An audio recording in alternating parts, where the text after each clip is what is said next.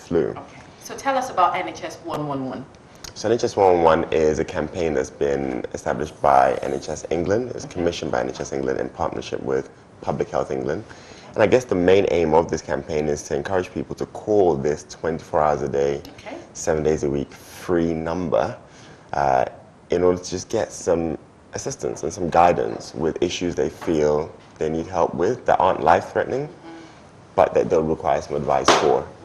So just issues with flu. If you've got cold or other things that are not like life-threatening? Not confined to flu at all, actually. Yeah. It's anything that you think you need some advice with or some help with.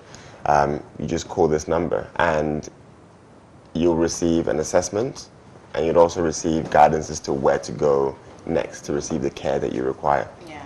So this campaign, obviously, when you want to do something, there's always an aim.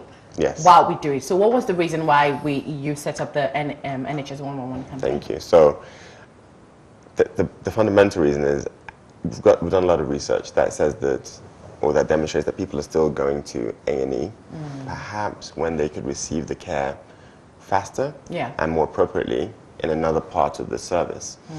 So what we're trying to do is we're trying to offload the pressure on A&E by getting people to be seen elsewhere, but appropriately. If you need emergency care, if your condition is life-threatening, then absolutely A&E is where you need to go. Yeah.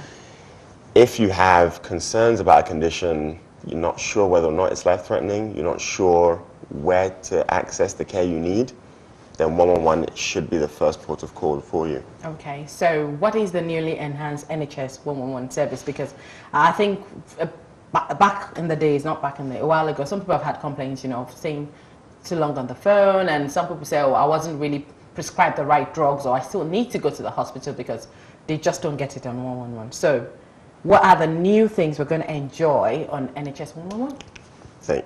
Right, so start from the beginning. When you call through, you'll be put through to a trained advisor.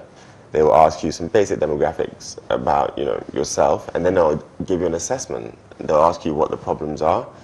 And then based on that, they'll either put you in contact with a GP, a nurse, a midwife, a dentist, to name but a few, or they can book you an appointment with a GP, or they can get a GP to come and visit you at your home. I like that part, that they can book you an appointment with a GP. They can do that, absolutely, or a dentist. And if they consider that the situation is actually more serious, they can actually book an ambulance to come and pick you up from where you are and take you to the hospital.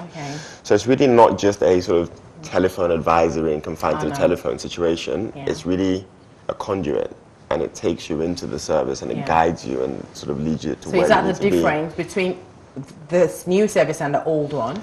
Absolutely. It's just a lot better connected, and the clinical input is a lot higher as well, because we can now direct you and guide you straight from the phone to where you need to be in front of a physician or a nurse or a midwife, etc. Okay, and obviously, before you even came on the show this morning, we were talking about overpopulation with the NHS and how, you know, people wait forever. And I was saying that people stop having a lot of babies until they're on the show. So that, you know, and I say if you want to have more babies, just go private. So other people can enjoy the NHS because we all pay tax.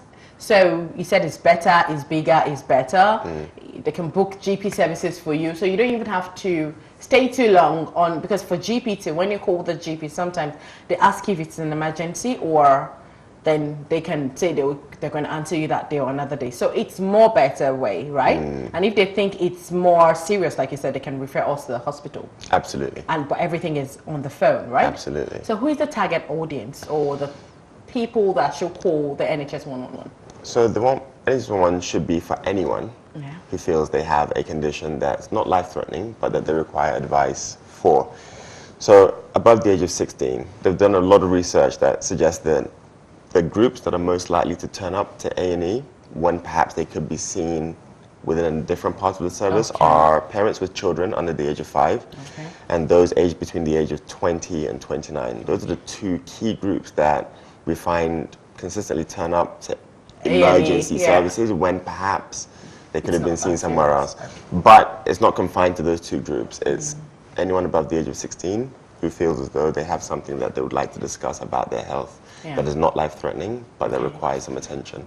Okay. And also, what services can NHS 111 connect to you? We mentioned some already. Yeah, so again, it's not confined to this sort of very short list, but it does include general practice, pharmacy, midwifery, nursing, dentistry, mental health services, all of those. And the list goes on. And the list goes on, indeed. So is it, people like free phone calls, so I like free phone calls. You don't want to call like 0800 and all those, but I think those ones are free right now too. So is it free on both mobile and land phone? It is free on both your mobile and your landline. Yeah. If English is not your first language, we have a confidential interpreter that will help translate for you also. Yeah. So how many calls, because this is more like another aspect of the A&E, so how many calls do you deal with? So maybe daily? Well, so I know on an annual basis, it's about 15 million calls a year. Oh my God. It's a big number. And since its inception in 2010, there's been about 53 million calls or so. Oh, jeez. And now that we're talking about it, we're going to get more calls. So do they have like staff obviously is trained to handle patients suffering from mental health issues? Because we know that mental health is another issue that is really rampant right now. A lot of people are suffering from mental health. We had Phil came up and was telling me of a lot of maybe young gay guys that can't come out committing suicide. You have a lot of people with obesity committing suicide. You have young children that don't even pass their 11 plus. The pressure. Of course. All those things. So. Yeah, absolutely. So the advisors are trained in mental health. They're also supervised by qualified mental health professionals as well, so that they can deliver care that is timely and appropriate. They make sure that the patient calling gets to see the right person, the right place at the right time. Okay, so what other things do you want to add, and reasons why people should call the NHS 111? Because it would be nice for, obviously, the NHS. I've said I'm a fan of the NHS. If you live in the United States, it's a different ball game. You pay for health. So what other things? Anyway, where should we go for further information? That would be the best thing, instead of you adding up to us. No problem at all. So you can go online, and if you just type in NHS 111 into a search engine, it will take you to, it will be the top hit. And I guess finally, it's just to say it's a 24 hours a day, 7 days a week, free telephone number with interpreters available that will connect you or put you in contact with. All languages? Oh, well, Yoruba? Many languages, Yoruba. Yeah, I'll be on there. Yeah, no problem at all. That's fine. Yeah, and other like maybe Asian and all. At least the most popular languages, absolutely. Right? Well, several, yes, absolutely. Okay. Nice.